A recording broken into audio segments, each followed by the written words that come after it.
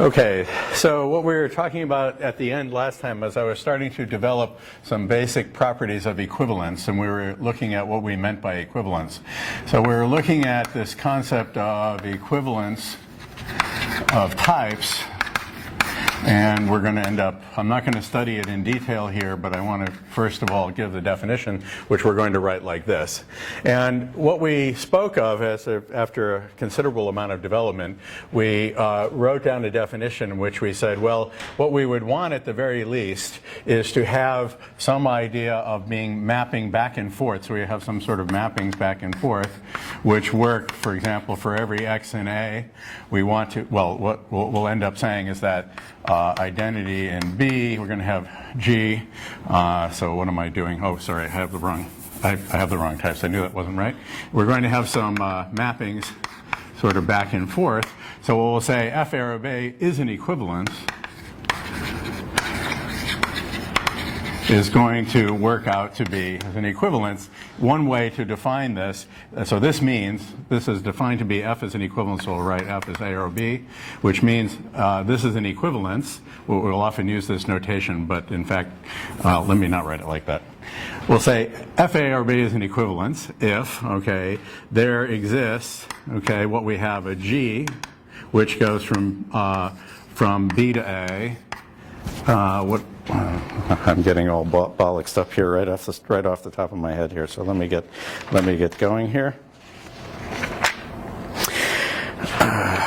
Pardon me.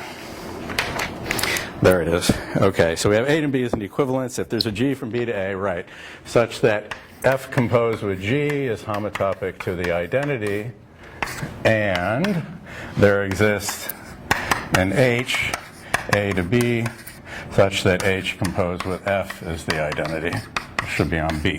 Did I say that right? I hope I got that right. Yes. Identity on A, excuse me. Right. A to B and then F. Yes. H after F. No, B, right? Am I right here? So F goes from A to B. H after F is A to B to A. No, it's A. Yes? Am I correct here? Yep. And the other one is B. The other one is B. Okay, sorry. Got it backward. Yes, that's what I have in my notes. So this is correct. Okay. What's that again? H and F are parallel. You can't compose them. These are what? Sorry. H and F are parallel. They're both A to B and B to A. What do you mean by parallel? Oh, yes. That's what I'm saying. Yes. No, H should be going the other direction. H should be going the same direction as G. Oh, am I right? Okay. So H should be B to A. Okay. Is that what I want to say? Boy, I'm having a bad day here already, but that can't be right. Don't you just need one? Uh-oh. All right, now I'm in trouble. Say it again, please. Don't you just need one arrow that's going to be parallel to that? And then, like, No. So this is the definition I want to take. This is the definition I want to take that comes up early in the book. Okay, so this is deliberate. Okay, so let me double check what I have here. So let me make this so F from A to B is an equivalence, right? What I have here, let me see. I'm looking at my own notes, so I'll figure this out. So F composed with G, there's a G going B to A. F composed with G is the identity, right? And an H from A to B, such that H composed with F is the identity. No, I think this is correct. No, you should put B to A. You think I'm wrong? What? It's got to be B to A if you want to propose them. H is on the left here, and G is on the right here. But H and A are parallel arrows. They have the same domain and codomain, so it's impossible to compose them. Yes, that doesn't make sense. Yes. Okay. So what am I doing? So. You want two things that look like inverses. I want a left and right. I want a left and a right inverse as well. So the left and the right inverse should both go the same direction. So H okay. To G, B to A. Okay. Let's see. Yes, because F, of course. F goes from A to B, and B goes to A, and this is identity of A, yes. Okay, I'm obviously have a brain cloud this morning, so most probably I'm going to make further mistakes. It seems to be one of those days. Okay, so this is the definition. So that's what it means for F to be an equivalence. And then we say that the type of equivalences is F's which are equivalences. And which is, this is an equivalence of F. That's what I want to say. Okay? So this is defined to be that. So as I was saying last time, you can sort of think, you tend to sort of read that as some kind of a relation, saying it's a fact that A and B are equivalent, but that's not the right way to think about it, because in a proof relevant environment it matters like what are the proofs of this thing. So this is inhabited, okay, and it's inhabited by a structure which consists of this amount of data.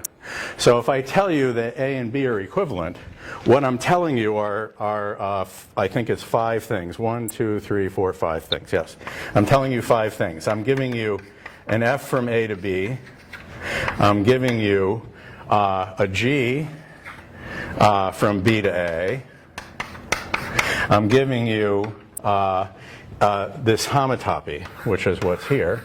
Okay, so written like that, what I'm giving you is an alpha, which goes from pi x in B. So let's call that y, pi y in B.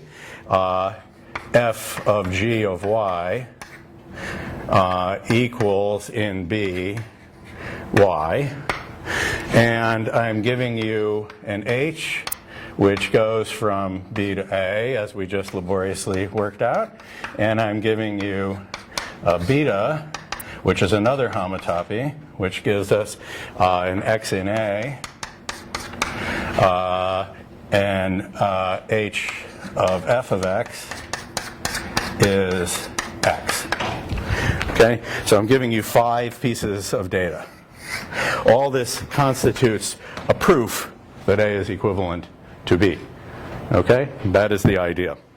All right, so it turns out that there's a condition, and I'm going to probably a little later, not for a little while, but a little later, we'll study, I may or may not study all the subtleties of notions of equivalence, but I'm just using this one, which will work for us, okay, which works, which works early, which will work for us. And what I'm going to do is I'm going to relate this to another thing, which I explained last time, which is sort of half of this data, which is the sort of a quasi-inverse, okay, quasi-inverse of f, all right, where f goes from A to B again, consists of this thing. It's the type of G's from B to A. I hope that's right. Okay, let me just double check. I'm having not such a good day, so let's make sure I'm right. Okay, yes. And then we have two additional facts that such that F composed with G is homotopic to the identity. So if we do G and then F, we're going to be in B.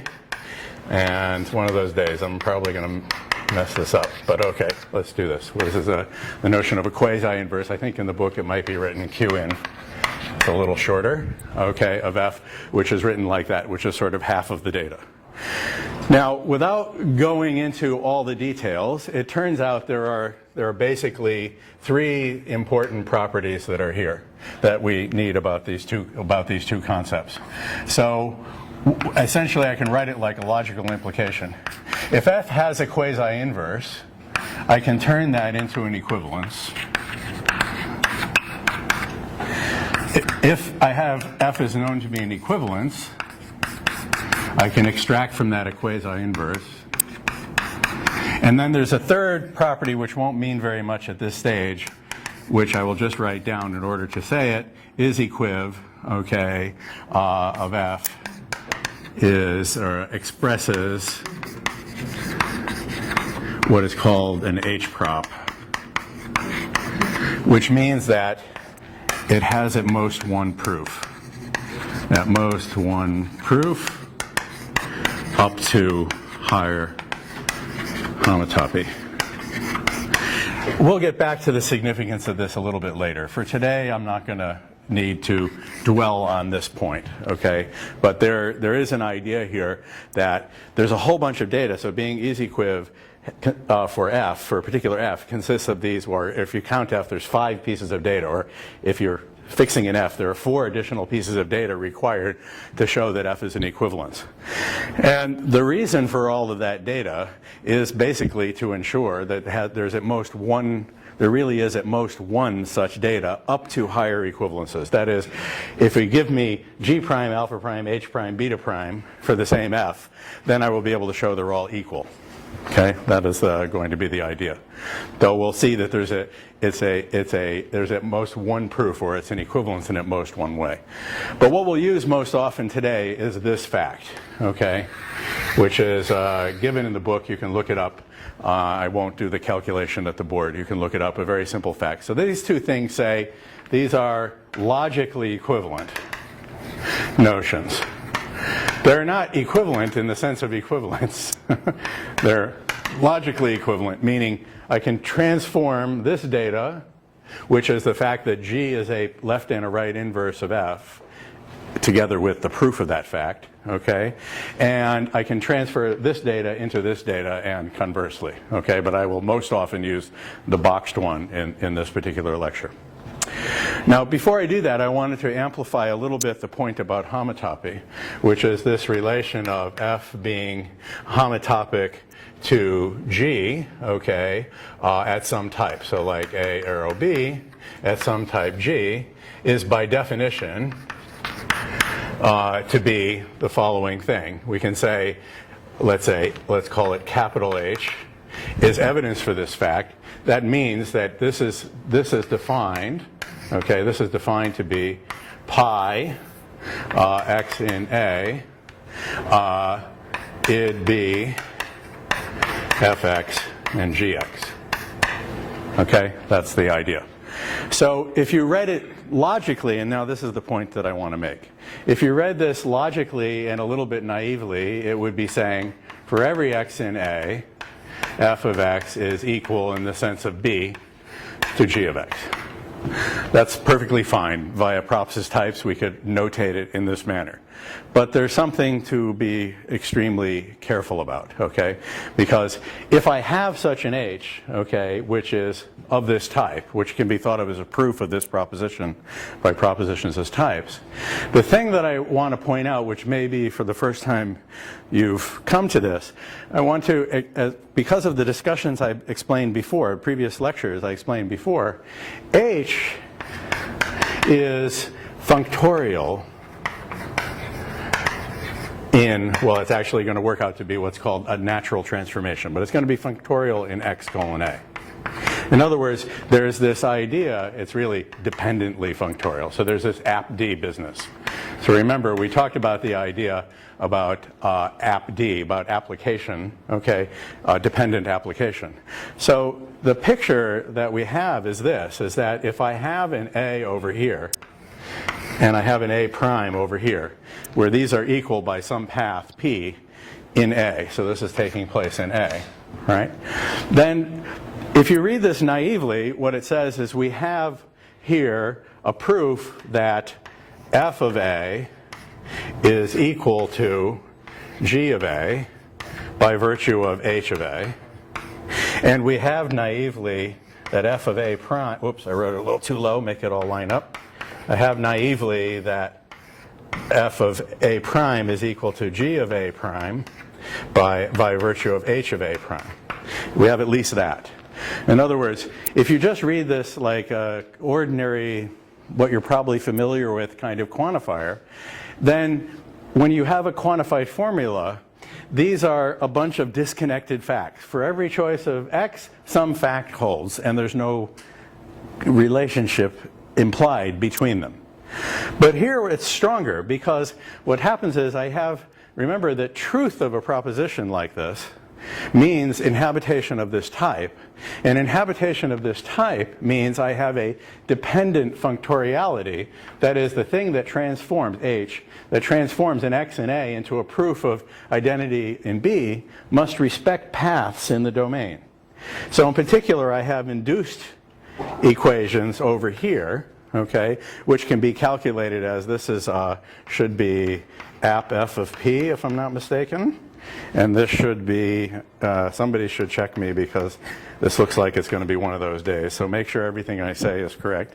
Okay, is app f of g, because if I have a is equal to a prime here, then I have a map that puts A or F around them, so that's app F of P. G of A, in here I get app G of P, so that works like that if I'm correct. And then this diagram commutes. That is, these are equal. Okay? And this is called, this is also called naturality.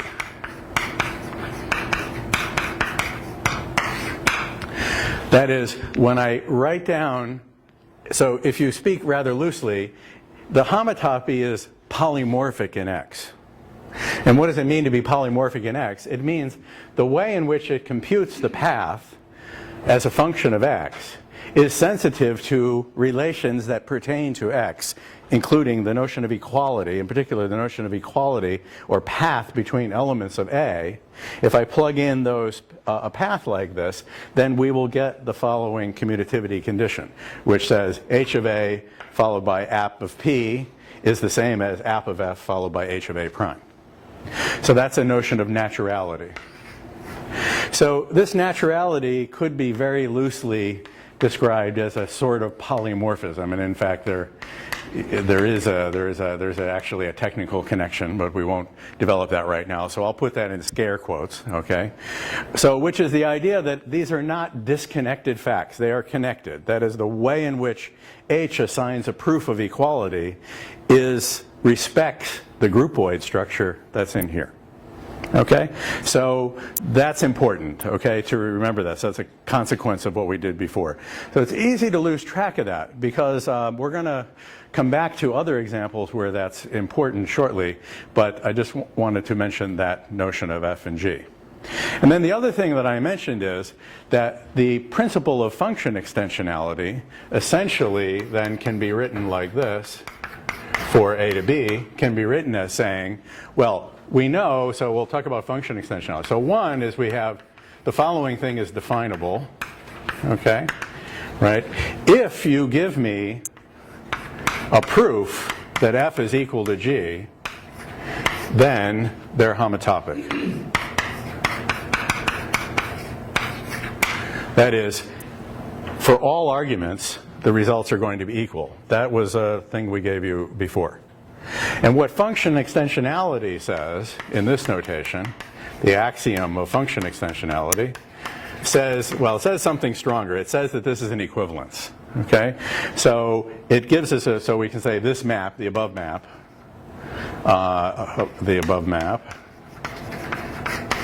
is an equivalence. So in particular, there's a map in the opposite direction. So there's all this data you have to be an equivalence. So I believe in the book this might have been called H-apply. Someone will correct me if that isn't the right notation. But I think that that's in the book. Okay? And the fact that it's an equivalence is an axiom at this point in homotopy type theory. So amongst all the data of saying that H-apply is an equivalence, I'm going to give us a map in the opposite direction that says if you show me that two maps are homotopic, which is this definition, then that's enough to know that they're equal. And as we discussed before, if you want to remind yourself, because it's easy to get lost in all of the things, a canonical example is like, make this n arrow n, so a function on the natural numbers, make this, lambda x, so an example would be lambda x 0 plus x, and lambda x is homotopic in n arrow n. But they're not equal in the sense of having an inhabitant in the identity type unless you have the axiom of function extensionality. So funnext, which is the equivalence in the other direction, funnext says you can turn the homotopy into a path. Okay, so that's a way of saying, of connecting up these notations that I was stumbling over, is how they're connected with function extensionality. So if I did that if I take function extensionality, then, this line here could then have been written that F composed with G is homotopic to the identity at A arrow A. And this says that H composed with F is homotopic to the identity. That's a shorter way now, using the notation we have. I can write it like that. And in the presence of function extensionality, I can say it's equal in A arrow A to the identity. So this would also be A arrow A, of course. And I would say that H composed with F is equal at A arrow A to the identity. Okay, so One of those is B or B, I think. did I screw it up again? Oh, one of them's B arrow B. Ay, ay, ay. Boy, I'm sorry. Today, yes, F lands in B, so this is B arrow B. Sorry about that. Boy, I'm having bad type checking here. A bad type checking day, am I not? Okay, sorry about that. All right. Anyway, you get my drift. Okay. Yes. Minor detail. The example you have, I think in the formula I define plotting in the other way. So You define what in the other way? addition. I can't hear you. The addition of integers in another way. So if you want to write x plus You define something in the other way, but I can't hear you. Sorry. Defines addition in the other way. It's inductively on the second argument. Define addition the other way. Oh, okay. No, but I chose this under the assumption, the example is chosen under the assumption that x is defined on the, addition is defined on the right. If it isn't, then switch it around. I want to make the hard case. I want this not to be a definitional equivalence. Okay. I just pulled that out of my hat. Given that I have a brain cloud today, I'm going to make a lot of those mistakes. Okay, so that's what I mean. So the point is, you'll find the definition in the book. In the first instance, it's written like this, to avoid the issue of function extensionality coming up just in the very definition. But once you have function extensionality, this is the same as that. Okay, so we can just say the equations, but that's fun x. So this connection here is function extensionality. And this connection here is just by definition. This is just definition. Definition of homotopy of two functions. Okay, going back and forth there. So that's the sort of background thing that I wanted to make sure we got. Okay, good. So that's good. Now, first fact I want to observe, because it's going to be used later, and these are largely going to be exercise. So the proposition is the idea that, let's see, how did I state this? Yes, okay. Right, I can write it like this.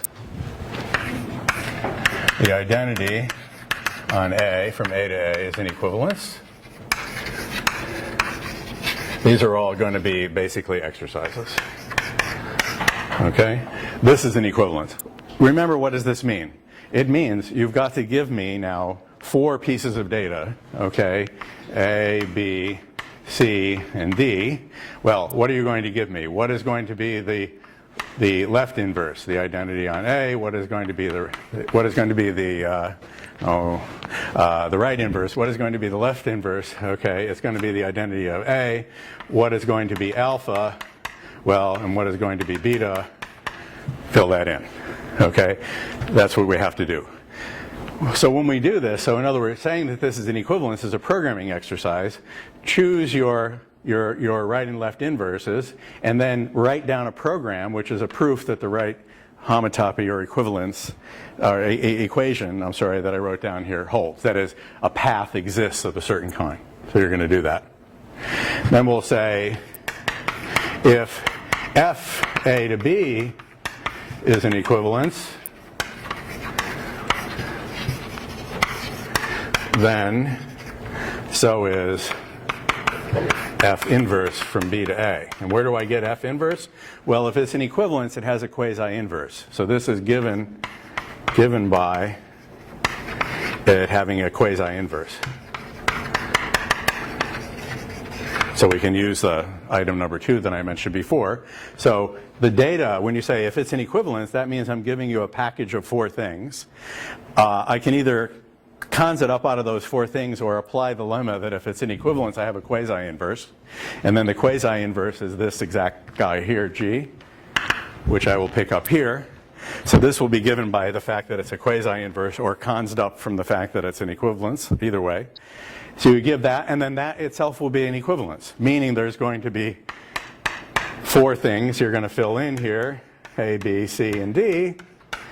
And they are exactly what you would think, okay, to show that the F inverse given by the by the fact that F has a quasi-inverse will give you this. What do? You swap the beta and the alpha, and you swap those components. So that one is easy. And then the third thing is, if, now you know what I'm going to say here, our equivalences, then so is G after F, which, if I'm not making a type error again, then that should be the correct type for G after F. Yes. Okay, so G after F is also an equivalence. So what does that mean? Well, you're given a package of four things here. You're given a left and a right inverse and a proof that they are for F. You're given a package of 4 things here, so that's 8 things that you have here. And you're going to put those together to build a package of 4 things here. Okay? Yes. So you'll have A through D here as well. Yes? Yeah, in part 2, so you say if F, A, R, B is equivalent, and so is F inverse. Are you saying that, so you have some way, given an equivalence of constructing the quasi-inverse, are you saying that if you apply that way, then the thing you get is a quasi-inverse? Or are you saying that all quasi-inverses of equivalence? There's at most one proof that this is the idea that it's an H-prop. There's at most one way in which F is an equivalence. Okay, and then I'll transform that one way into a quasi-inverse, and then pull that guy out. Okay, where am I pointing for quasi-inverse? I'm pointing at the wrong thing. I will transform it into a quasi-inverse and pull that guy out. Okay? So that's what I mean when I write it like that. I could say, if it's an equivalence, then it has an inverse, which is also an equivalence. I mean, I could write it out like that as well. That there exists a G from B to A, and et cetera. Okay. You could say, which is, if F, A, or B is an equivalence, and G is a quasi-inverse of F, then G is equivalence. Yeah, so the way I've written is, then there is an equivalence F inverse, okay? So there is F inverse, so let's write it like this. There is F inverse from B to A, which is also an equivalence. I didn't finish writing it. Which is also an equivalence. That's what I want to say. Okay? That's what I want to say. So what I'm exhibiting, as you can clearly see here, is I'm showing you that the type of equivalences exhibits a groupoid structure in a particular way. I'm going to need that because when I talk about the universe, what I'm going to end up saying, as I tipped my hand to you last time, paths in the universe are going to be identified with equivalences. Okay? And so I want that to have this kind of groupoid structure, and here's what it would be. Okay? So what are how to think about it? Okay, so that's some general properties of equivalence. Okay, so now I want to develop some other things which I need to go forward.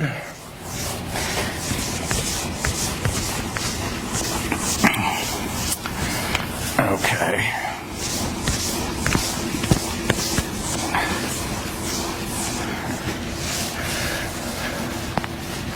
We'll do a couple of fun things. So these are going to can be thought of as programming exercises. That's what I'm going to do next. Okay, so I'm going to do I'm going to exemplify what's called the path structure of types. So what I'm going to be looking at is, or the structure of paths in types.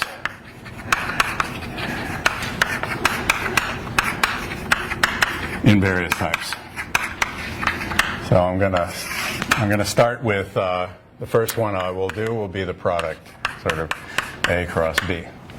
So I want to examine, what I really want to do is I want to examine the structure of id A cross B written like that. I want to look at what are the paths in that type. Okay?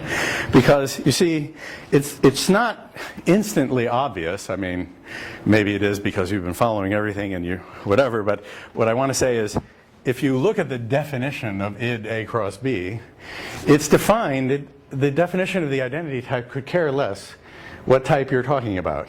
The intro form is reflexivity and the elim form is J, and it doesn't make any stipulations, okay, based on what the subscript, what the type really is. But it follows from everything else that we're doing that this will have some structure that I can amplify and bring out for you. Okay, so that's the thing I want to do. Next, and I'm going to do this for products, and I'll have you do the unit, and then I'm going to do it for co-products, and the argumentation, the way you think about it, is a little different than you do in other cases. So the general flavor, just to like slightly give you an idea of what is coming up. The general flavor is going to be, with the negative types, it's going to be fairly straightforward to characterize what the paths are. And for the positive types, it can be arbitrarily hard. So I'm going to do, and the reason is it'll come up a little bit later, but I'm going to do like something simple like the sums, and you're going to see that that takes a fair bit of work just to characterize the sums as an example of a positive type. A little later, we'll introduce higher inductive definitions, which will be forms of positive type. And then there are, basically anywhere you look is an open problem as to what is the structure of the paths for various choices of these other positive types. But I'll start out with things that we can do, and then I will show you things that can't be or are not known how to do at this moment. Okay? So what I'm trying to say to you up front is, you shouldn't expect that you understand IDA, okay, for an arbitrary A, because that you don't, I'm quite confident you don't. Okay, for an arbitrary A, you don't understand. No one does. That's why I say that. Okay, so you shouldn't think that just because a couple of examples I'm going to do work out nicely, that's like the same story all the way through. It's not. Okay, so I'm trying to exemplify that. Okay, so first thing I'll say is there exists a function. I'll call it F for lack of imagination, which has this type that says every path, I'll follow my notes because normally I don't, but this seems like one of these days, so I better follow my notes, okay? Otherwise I'm going to get lost, okay? Which says if you give me a path in the product type, then I can extract from that two paths, one in A and one in B, okay, as follows. What would you exactly expect me to do? If I take pi 1 of x and pi 1 of y, there'll be a path between them in A and a path between pi 2 of x and pi 2 of y in B. So the parens go like this, right? Okay, so read logically, it says if x is equal to y in A cross B, then what you would think, pi 1 of x is equal in A to pi 1 of y, and pi 2 of x is equal in B to pi 2 of y.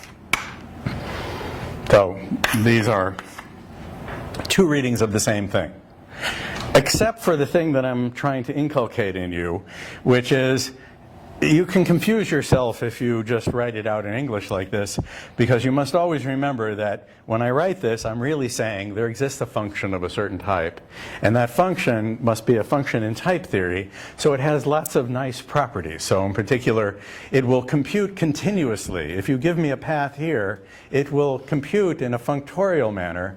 We'll say, take a path here and compute for you a pair of paths, and it'll do that in a smooth way. That's like different from saying that there's an arbitrary, non-smooth correlation between paths here and pairs of paths here. That's a weaker thing, okay, than is being said when you say it in type theory. So I'm sorry to be possibly overstressing that, but I kind of feel like I can't overstress that. If you're a beginner to type theory, you must keep that in mind. So this represents what we speak loosely as a continuous dependence of this result on that. Okay, so we can write down this function, okay? So what function could this thing possibly be, okay? Any idea? What is this given by? So we'll write it as, so f is defined to be lambda p. Give me this guy here, and it wants to be a pair. Okay, and what is it going to be? What should the components of that pair be? I'm hoping by now you can tell me what to do. So P is in here. So what can I do? You have to use J. I don't know who's speaking, but yeah, my hearing isn't great. Oh, you're saying it. Okay, sorry. Yeah. Like, so you use J, and then in the case when... You could do a J. All right, so Arbob says, and that's perfectly reasonable, Arbob says you can just take P, it's a path, let's do a path induction on P. We can do that, but we would be redoing work we've already done. So there's a more concise way to say this, yes? App, Taiwan. Good. So what we will say here is, I'll check my thing, we'll do here app pi 1 of P, and here we'll do app pi 2 of P. So what Arbob would have had us do would have been perfectly correct, but it would have recapitulated what we've done already, okay, which is how we defined app. Well, remember, because what does app do? So app is the sort of thing that takes a path in the domain of this function, so that's a cross b, and it takes a path which is in id a cross b xy, whatever x and y are, whatever the endpoints are, and applies pi 1 to both endpoints.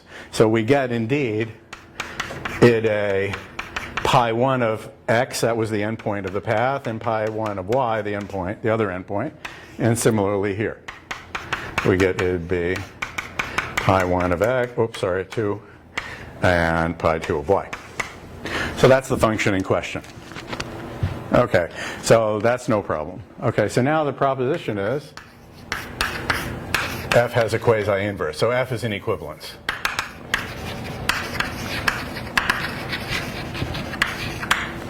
So we're ending up saying that, so f is an equivalence. So in order to write that out, let's say the sort of fact we're stating is this is that.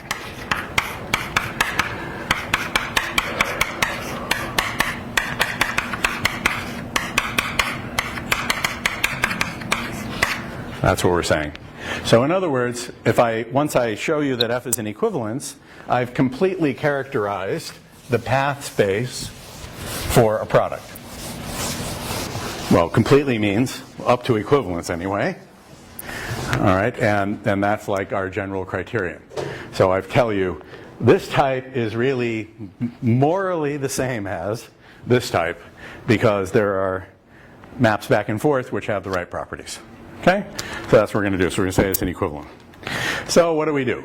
So what does the proof look like? Well, it suffices to, so we'll say it suffices to exhibit a quasi-inverse for f.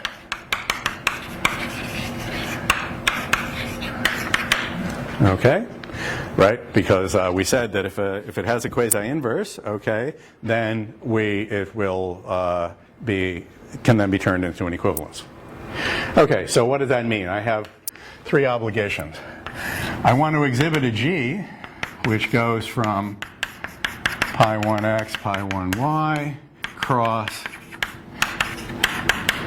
pi 2x, pi 2y. Can you smell where this is going? Id a cross b xy.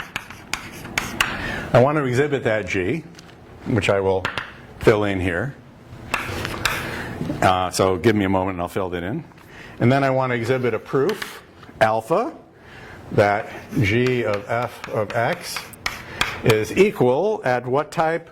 Well, we'll have to figure out what type that's going to be. What type should that be? Okay, we're doing G after x, so this should be in the identity type A cross B, I believe. Okay? And C, let me leave some room here. So if we do F, and it looks to me like in my notes I have it wrong. So if we do F takes us from here to here, and then G takes us back, so we're going to be here in id a xy, and I shouldn't have called that x. Okay, that was a bad idea. Okay, let's call that P, and call that P. Okay, that was a dumb idea calling it x. What? Okay, what? It should be id a cross b, I think. Id a cross b, yeah. The product. This should have said, yeah. See, I simply transcribed my error, didn't I? Okay, so yes, so that's what I mean.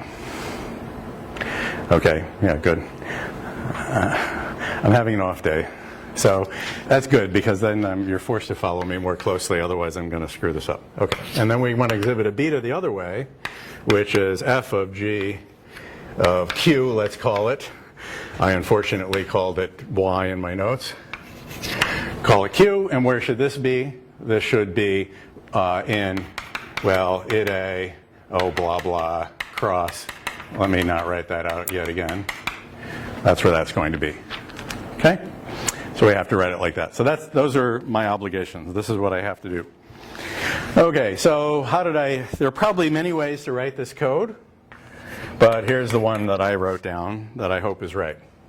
So I'll write it like this. I'll do a pattern matching. It really means that I can do a split, okay? And the split you looked at for your homework somewhere along the way, which can be defined from the projections. So I'll do a pattern matching like we do in ML.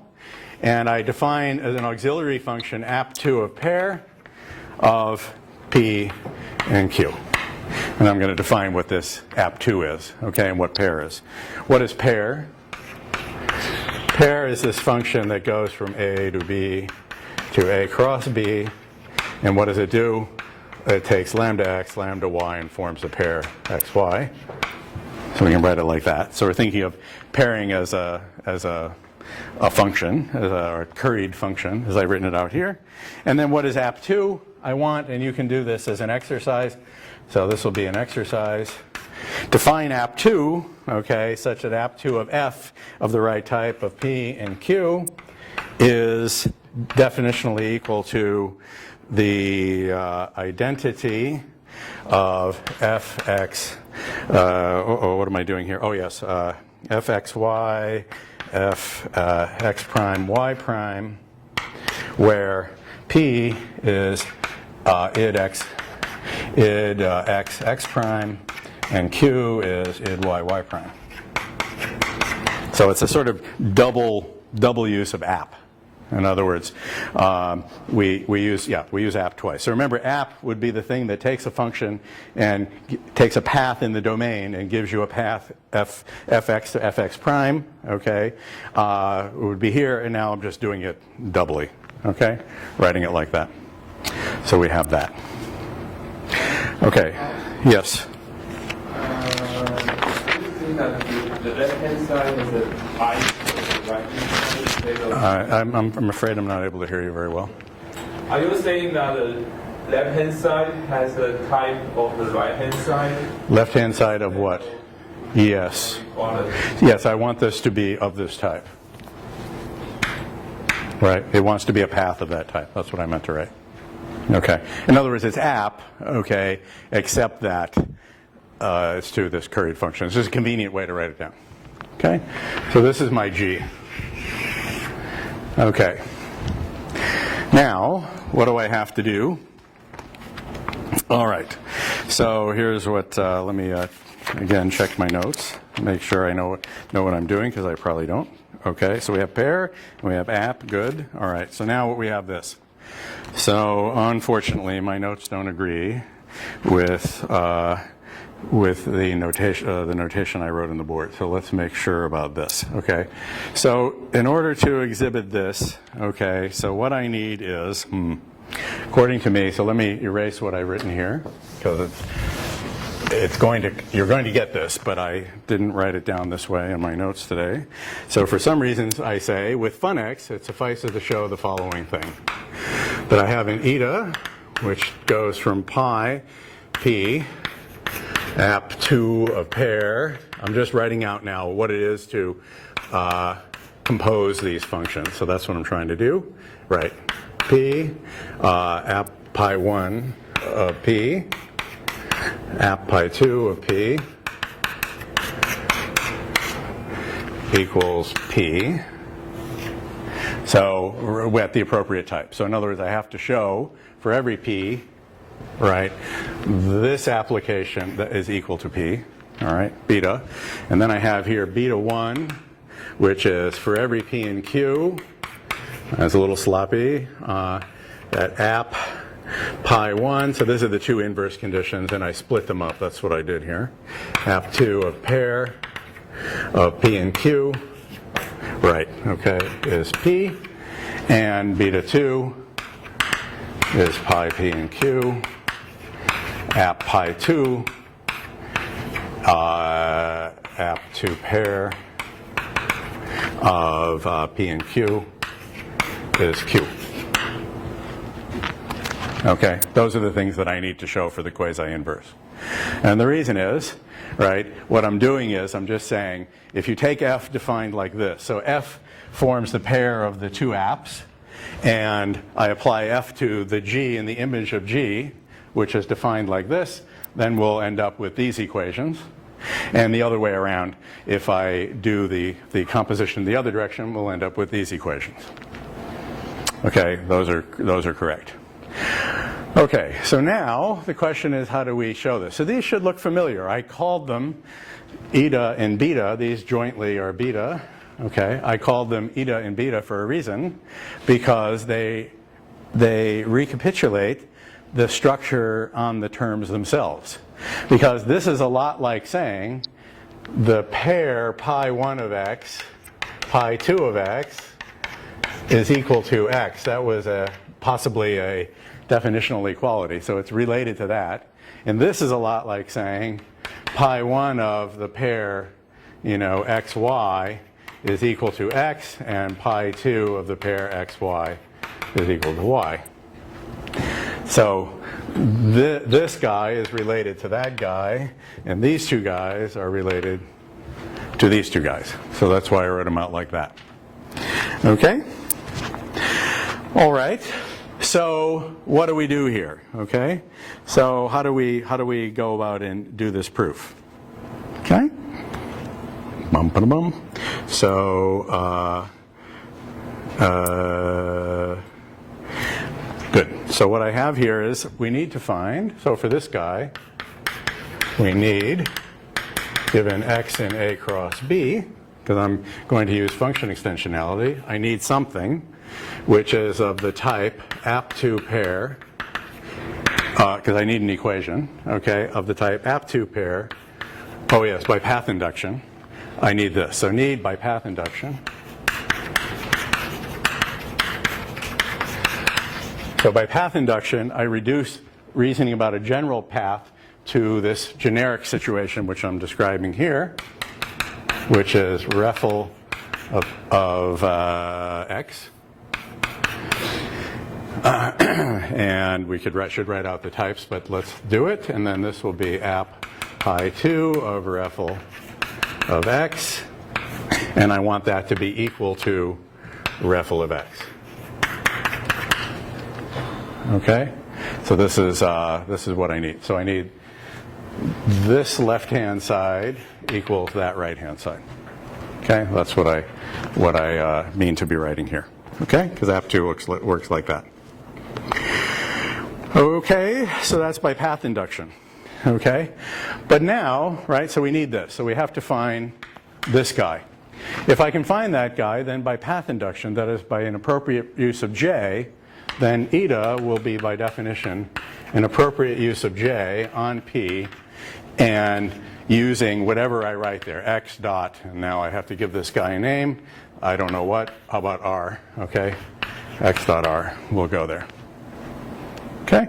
So if I exhibit this term R, then I will use it in a path induction to compute my eta.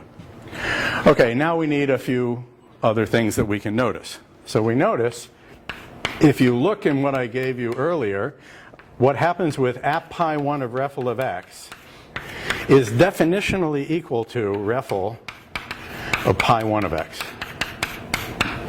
And app pi 2, and now this is going to bring up a point that I mentioned before, and I want to amplify it again. These are true. These are true by the definition of app. The general definition of app f. App f of REFL is REFL of f of whatever. REFL of m is Apple is REFL of f of m. That's the definition. So this is an example of a code-on-code dependency. The fact that this, so think of this in terms of a library. Somewhere I built up a library, which I've been doing, And one of the things I gave you in the library is well, it's this guy. I gave you AppF. Okay, it's sitting in the library. Normally, if you say have something that's sitting in the library, we know that if F is A arrow B, the library will tell us that AppF is of type F is A arrow B. This is going to take a path in A, let's call it A prime, and give you back a path in B of FA prime. That's what you might expect to be in the library. That's like the typical thing. This is in your standard hot library.h. So when you say sharp include angle brackets hot.h, this is what you get. Okay? This is the usual thing. You have a header. Okay? And it ain't good enough. Okay? And that's the point I was making before. It ain't good enough because knowing only the function header, that is, what is the functionality of F, does not reveal to us how it computes, and I need to know how it computes definitionally in order to make this argument that I'm doing go through. So what is happening is the proof that I'm doing here in this is like my library, which uses the standard library, needs to know something about the code of the standard library in order to know what definitional equations hold. Okay, that's not a very nice thing, okay, but that's the way it is. We can discuss separately how one might manage this, okay, but I just want to point out, in the way I'm doing it right now, the fact that this holds, okay, is a fact about the piece of code AppF, not merely about its type. Yes? Does it matter, so given what we're trying to prove, does it matter that these are definitional and not definitional? Yeah, so this is where I was deliberately trying to hedge. I don't want to discuss what else we might have put in this header file right now. Okay, we might have postulated it propositionally. Given that we're trying to prove X of type A cross B proves R of type app2 pair, blah, blah, blah, blah, all the stuff up above. Oh, all the stuff above. Do we need the fact that these are definitional and not merely propositional? The proof I know uses the definitional equality. If I put more information in here than that, if I wrote AppF is this, cross, and maybe some other equation, an identity maybe of some kind, that told you about its behavior, possibly that's enough in this situation. Okay, I was just having this discussion the other day with Joe, but I don't want to go there right now. I simply want to, let's not talk about how we might do modularity properly. I just want to point out that when I use a definitional equivalence like this, I'm doing a code-on-code dependency. Okay? Yeah. So let me try to answer your question. Okay. So Loud. the program above will give won't be well typed without this. Oh, that's true. Ah, right. The definition, the type checking, yeah, so you did, I didn't anticipate your question, therefore I didn't have the answer ready. Good, thank you, Favonia, that's correct. The type checking will depend on the definitional equation holding. So that's an anti-modularity, right? This kind of thing is just as bad as inheritance, okay? Okay, that's the whole reason why inheritance is a bad idea. It's the same reason why this is a bad idea, okay? It's a code-on-code dependency. So we can calculate that. And by a similar calculation, if you look at what my app2, what do you mean my app2? I left it as an exercise. So you see, I'm already in a problem case. But I did that deliberately. Okay, this part I did think ahead. Okay, so I'm going to claim the following fact, that app2 of REFL of pi1 of x applied to REFL of pi2 of x, I'm going to claim that that is the same as REFL of the pair pi1 of x and pi2 of x, which I'm going to claim is definitionally the same as REFL of x. And then the proof is complete. However, you see the problem. I already called attention to the problem, which was I specified for you, define that app2. But I didn't specify for you that this definitional equation had to come out true. In order for this to come out true, I must know what your answer is already. Now, app2 is pretty simple, and there's probably, I don't know, there might you know, you might not be able to write apt2 without getting this equation to come true because the situation is so simple. Okay, I'm not positive, but you're pretty much guaranteed to stumble on this definitional equation in this simple case. But imagine, instead of being apt to a pair, this is big fat lemma that got proved last month.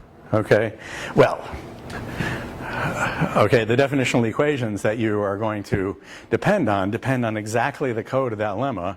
And in fact, if you code the lemma in a different way, then the rest of the library that depends on it will break down.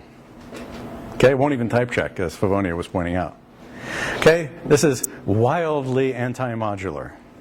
Okay, so okay, at this moment in my development, that's all I want to say about the matter, okay? But I do want to call attention to the fact that reliance on definitional equivalences is a code-on-code dependency, which flies in the face of everything we know about modularity, okay?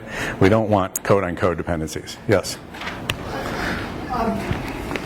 How much hope should we have when you're telling us this? Is this going to remain really bad, or is there like, you know, sometime later? Well, Joe and I spent a couple of hours yesterday or the day before going through possibilities. So we're exploring the territory at the moment. Outside the scope of This is a research seminar, okay, and I don't have a simple answer to that question. No, my question Okay. was, do you... So what I'm doing right now is I'm just doing you the favor of, it's easy to lull yourself as you read page 110, 111, you don't even think about it. It's easy to not notice these things, okay? So what I'm really doing now is just saying, there's an issue here, okay? And you should notice this, okay? I'm not claiming it's unresolvable, okay? I'm just saying that I want you to notice, okay? It's like a lot of things in programming languages. People hand you like some cool-ass feature they have, you know? And it's like, you know, the thing is absolutely terrible, in fact, except it makes one little example work, okay? It's like completely horrible. So, you know, a lot of language design is done this way. So I want to point out here, this idea of definitional equality is a little bit of that flavor, okay? So we do that. Okay, so that completes that proof. So that's how you would show eta. So indeed, this is not just a formal analogy between this and this. In order to prove this, I exactly needed the fact that I have a definitional eta expansion around. Okay, if I had the eta expansion, one moment, if I had the eta expansion only propositionally, it would be okay because the theorem says it only has to hold propositionally. But in fact, in this case, I just exploited the fact that it holds definitionally. Now, if you look in the hot book, one of the unsatisfactory things is we willy-nilly take certain definitional equivalences and certain other ones we don't. And nobody tells you why. And the reason is because no one knows. If you ask me, it's just like, oh, I don't know, this seems pretty harmless. Let's throw it in there. It's convenient. This other one, oh, that seems like a big pain in the butt. Let's leave that one out. So that's what happened. Okay, I believe in the definition in the appendix that eta for pairs is in there. But the unicity principle, for example, for NAT that I discussed a few lectures ago, that's not there as a definitional equality. And you could say, well, why? Well, I think we're lacking a good theory of this, like what is the right thing? Okay, I personally don't know what is the right thing, okay? Yet anyway. All right, so in the hot book is very pragmatic in this respect. Was that your question, more or less? No, it was a follow-on to Rob's question, but it was more like when you set this up at the beginning of the class, you sort of foreshadowed this idea that univalence will help us take paths and make paths into equality, right? Yes. And now you've shown us what that is. But what was interesting is what I expected was that you were going to come up with an axiom that made paths turn into definitional equality. But you only made it paths turn into regular equality of the type. Yes, well, right, because they have content. Because we're doing proof-relevant mathematics. And the fact that things are equal, especially in the presence of something like univalence, requires serious information, a proof. And indeed, there might be more than one proof that two things are equal in a particular type. For example, as I said, there might be two different ways in which two sets are in bijection with each other. So it doesn't make sense you have to account for that data. definitional equality is an analytic judgment. That's the premise that goes on here. You just look at it and it holds. There's no auxiliary information. Something is a proof that. Okay? It's just true by analytically, meaning, in the philosophical literature, analyticity means it's sort of true by virtue of the definitions of the words involved. Okay? So you don't have to do any outside experiments to determine whether it's true. You just look at the sentence and it's obviously true. It's a tautology, or it's a, yeah. So this is supposed to be tautologous. There's no outside information is brought to bear to prove that this is equal to that. It just is. Okay? So that's the difference. And so that's why there's a distinction. Now you might say, and I'm off on a tangent now, but you might say, okay, make everything weak. That is, do everything with merely equality. But that doesn't work so well either, okay, for the reason that Favonia was discussing. The definitional equalities influence which things are well typed. So if you did away with definitional equality, very few things would be well typed. Things that you want to be well typed would not be well typed. Okay? Yes? You could then address that by explicitly throwing in one transfer. Yes. So earlier this week we spent another afternoon writing out a type theory that might get away with doing that. So I'm not making statements about things that absolutely can or can't be done. I'm trying to lay out the turf. All right? This is a research seminar. I'm very close to certainly what I know, the edge of what I know, and the edge of what maybe anybody knows in some of these topics that come up. So don't be surprised that I have equivocal answers about a lot of things, because I don't actually know. I'm bringing you up to the edge of what I know. That's the point of it. Okay? So you have to be careful. You can't just decide, oh well, just get rid of all that definitional equality stuff. That's a bigger enterprise than you might imagine. Okay, so I'll leave the betas as an exercise for you to write those down, the beta and the beta 1 and beta 2. What I want to do next is a coproducts. And it's a nice little programming problem. And I'm going to do it in a way that is in some way different from what's in the book. So this is not the proof that's in the book. It's a different one that I worked out. You could say it's the same. They're the same ideas, but I prefer my own. So I'm gonna do my version. Okay? So let me do this. Oh, so another exercise, by the way, is to characterize, while we're doing products, another exercise is tell me all there is to say about the identity type on 1. And what is there to say about it? Nothing. Okay? So that's an exercise. This is the nullary case of what I just did. I did the binary case. It says paths in the product are a product of paths. So I just said that again.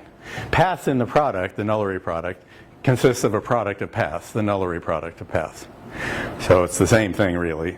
Okay, but I just want to so put that as an exercise. Okay. So we'll do that. So now the interesting one was number 2, which is coproducts. A plus B. And what we're in the game of doing is saying something useful about the paths in the sum. Now, I'm already, okay, what I want to do is, let's see if I want to invent this with you, okay, because there's a trick, there's an idea here that has to be brought out. So, what is it that I want to say about the paths in the sum? Well, there are various things I can do. Let me look at how I stated my corollary. Yes, so I can do it like this. Okay, let's check. Okay, so I want to say something about the paths in the sum. The question is, what is the thing that I can say? Well, remember what the elements of the sum type look like. They're in lefts and in rights. Okay? So the kind of thing that I want to say is, if you have a path in the sum, it's going to be either entirely in A or entirely in B. But it will never be between something that's in A and something that's in B. Why should that be true? Well, eventually I'm just going to prove it to you, that's why it's should be true. But why do you think it might be true? Well, if you're thinking of the paths as representing equations, it really wouldn't make much sense, it seems, at least if you think of the coproduct as the universal cospan, the thing that we're doing here, what the coproduct is. You wouldn't expect to have equations between an in left of A and an in right of B. So we want to prove the following facts. We want to say, if we're in the sum and we have two in lefts, let's call it in left of A and in left of A prime, that type is equivalent to this type. So it says a path between in lefts in the sum is given is completely characterized by, is equivalent to paths within A between A and A prime. Similarly, we will say for in right,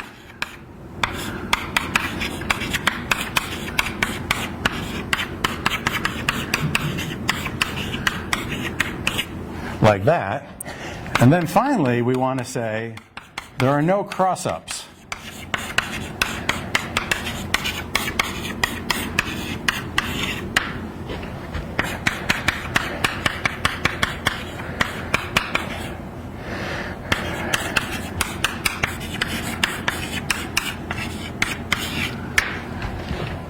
So this is the characterization we want.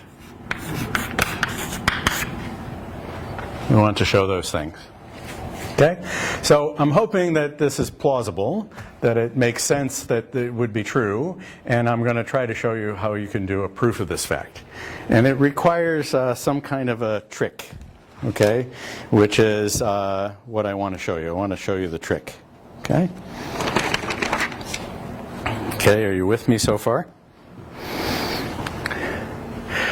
So what we're going to try to do somehow is we're going to do some sort of a path induction. Well, let's say we try to prove this thing all by itself, and let's see what happens to us. Okay, let's look at this guy. Let's suppose we're trying to do this. So suppose we're trying to prove, okay, I think I'm trying to remember which direction. So right to left is just an app of in left, right? If I do an in left to both of them, I'll go from right to left, okay? So I want to look at left to right. Okay, yes? Well, I feel you are giving away the answer to the homework. You already what? I feel you are giving away answers to the homework doing. Well, I didn't realize I was doing that, but. Objectivity of X. Oh yeah, so it's true. You can adapt this for injectivity of S. But anyway, I want to do it. So sorry if I'm stepping on the homework assignment. Okay. Yes, you're right. It did cross my mind that this is like injectivity of S. So maybe you guys have already solved this. Okay, I want to point out where the problem is. So let's suppose we were trying to do left to right. Let me just give you a flavor of what's going on. So we're trying to find a map from here, because this will help me motivate the trick. Okay. So we're trying to find a map from here to here, whatever we're going to call it, which goes to here. A prime, right? That's what we're going to do. So the obvious thing to try here is you do a path induction, a J, on X. I mean, that's the only thing you've got in your hand, so it seems like it would be like that. Right? So it says do a path induction on X. Let's call it P, because that'll remind us it's a path. Okay? So we're trying to do that. We're going to do a path induction on P. But it's not going to work. And or at least it's not obvious how to make this work. Let me explain to you. So what I'm doing is, let me explain to you my thought process, and maybe this will be helpful to you.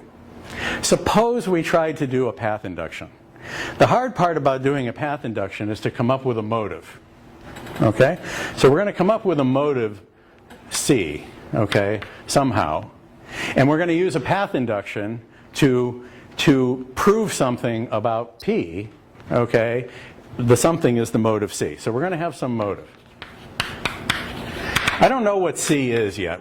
The whole art of doing any induction is to figure out the motive. So it's maybe not totally obvious what C should be. But let me show you where the trouble comes. Okay? So the trouble comes like this. If you're doing a path induction on P, whatever you do, I don't know, whatever you fill in here, the conclusion of the path induction is going to be C of A prime, and P. Oh, excuse me, I'm wrong already. It's going to be in left of A prime, and P. Whatever C is, and whatever the argumentation is, if you succeed, this is what you're going to get. Okay? You've got these in lefts in here. You've got C of in left of A, C of in left of A prime and P, because these are the arguments. That's the M, that's the N, this is the P, and you're going to do a J on P, so you're going to do a J with that motive on P and something. So whatever you do, the type is going to look like this. In left of A prime, and P. But the thing you need looks more or less like D, whatever D might be, in this case is ID, something about A prime, and something about P. Well, you don't even need P. What you need is that. So the problem is, how do you get rid of the in left? Okay? So in particular, what I need is a statement of identity, let's just write it like that, of A prime. The problem is, how do you get rid of the in left? So the first thing you might think of is, well, what I'll do is I'll define a motive D, which is something like this. D of UV is identity on A of out left. This is the hacky way to do it. U and out left of V. And of course, then I will wrap your knuckles, okay? Because these things don't exist. This is not total functions. You know, you sort of want to compute the predecessor, as it were, okay? But there isn't necessarily a predecessor, because U could be an in right.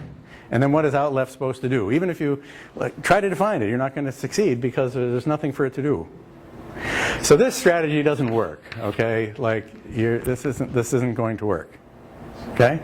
So that's, and then you puzzle for a while, okay? Presumably, at least I sort of, scratch my beard and try to figure out what to do. So the problem is, if you want to say it like this, okay, the problem is I need to have a motive which lets me get rid of these things in the situation where it makes sense to get rid of them. So here's what I'm going to do. So I'm going to want my motive to be F, which is defined as follows. I want F is going to be from A plus B cross A plus B arrow U. So this is my family of types. And I want it to satisfy the following definitional criteria. What I want it to do is, I want to say it has to work for any A and B, anything in A plus B. Two things that are in A plus B. So what I want is, let's just say, I don't know how to define it yet, but I want an F that has the following characteristics. On in left of A and in left of B, what it is the identity type, this should have said A prime, the identity type of A and A prime. And I want, when they're both in right, let's call it B and B prime, I want that to be the identity B and B prime.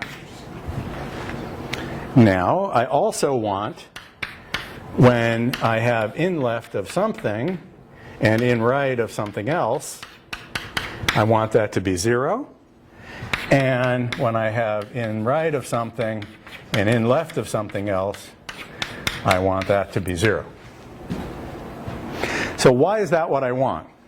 Because if I choose F to be my motive for my induction, well, I've got pairs here, so I've got to worry about it. But high level, right? The idea will be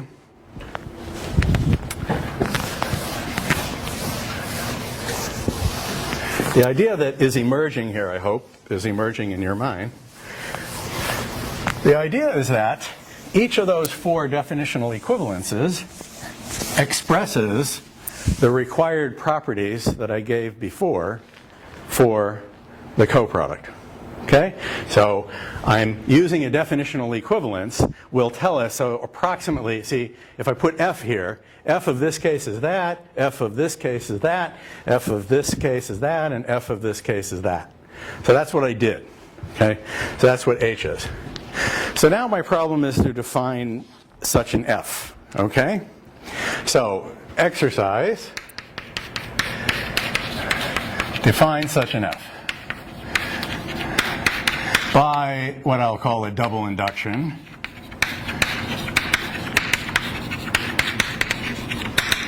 Because f has two arguments, and you're going to do an induction on this one and an induction on that one, case analysis. So the cases will be in left of x, in left of x, in left of x, in right of y, in right of y, in left of, etc., and you do all four cases. So if you do a nested case analysis, you will get an f which has this type and which satisfies those definitional equations. And now the critical thing is the lemma.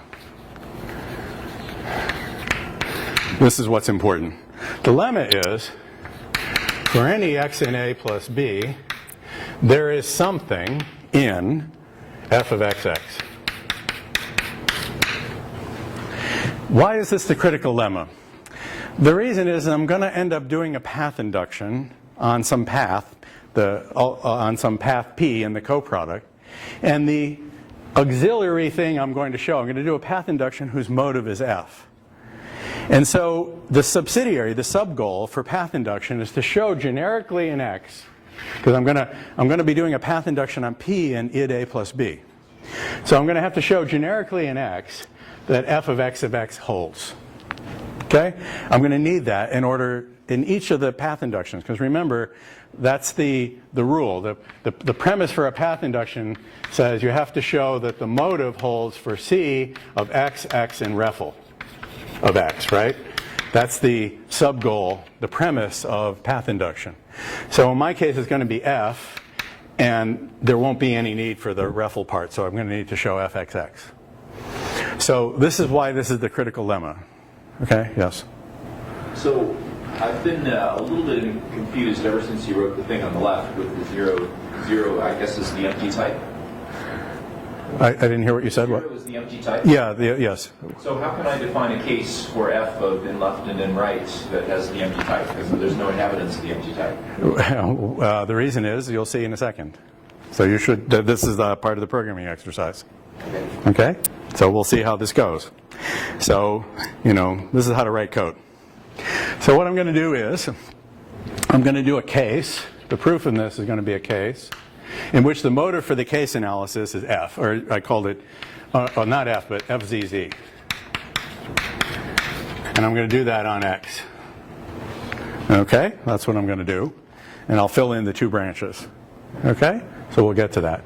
So this is the motive. So if I fill in the branches, the type of this will be, you agree, fxx. Because that's just the type checking rule for case. So if I fill in the branches, that will be right. We agree? Okay. So now, what am I going to do is I'm going to have two cases. I'll call them little m and little n. What is little m? It's of type A, right? So this is in A. Little n is in type B, because we have two branches to consider. And now what happens? What happens is, you see, what should be the type here? This is where the cleverness comes in. What is the type of that branch? Well, independently typed programming, the type of that branch is you plug in left of m for x in, or z actually as it's written, for z in f of zz, which is f of in left of m and in left of m. And analogously, there's an analogous thing that holds here. Because you flow into the branch, which branch you're in. Okay? So, by the way, this dependent lim, this has been around since like 1971, Martin Luft's original type theory. This is what in broken form is called a GADT in Haskell. Okay? In Haskell, they have this horrifically hacky, kludgy, broken thing involving polymorphism that is attempting to express the idea that when you do a case analysis, when you're in the branch, you flow the information about which branch you're in into that branch. Ignore G80Ts. It's like garbage. Okay? The right thing is dependent types. Just so you know. Okay, so what did we play in? What could we possibly have? And what is f of in left of m and in left of m? Oh, it's over here on the right. That is by definition, definitionally equal to, by the construction we did before, identity in A plus B, in A, excuse me, of something or other, m and m. So what should I put here? Well, reflexivity in A of m has that type. And what do I put here? Reflexivity in B of n has the analogous type because of the definition of f. So you can define that f with those definitional equivalence properties, okay? And I'm running over time, right when I get to the punchline. Okay? I'm not done. This is the lemma, okay? Okay? So that's how you program this. Okay? So I get something in fxx in any case. It's fxx. So the point is, this can succeed because these are always x and x. So they're either both in left or both in right. That's it. Okay? That's what I do. Now we have to define the function in question. The proof is I have to define something of this type. Given x in a plus b, and given x prime in a plus b, and then I can give you something in a path between x and y and turn that into an f of x and x prime. That's what I'm going to do, and now I'm running out of time. Okay? So we'll do this next time. And you can try it for homework. But the idea will be, I'm going to do a path induction here and then give you an element of this type in every case. And now you're going to ask, how can I do that when they're crossed up? Well, we'll do that next time. Okay, so that's where we are. All right, sorry about running a little long. Thanks for your attention.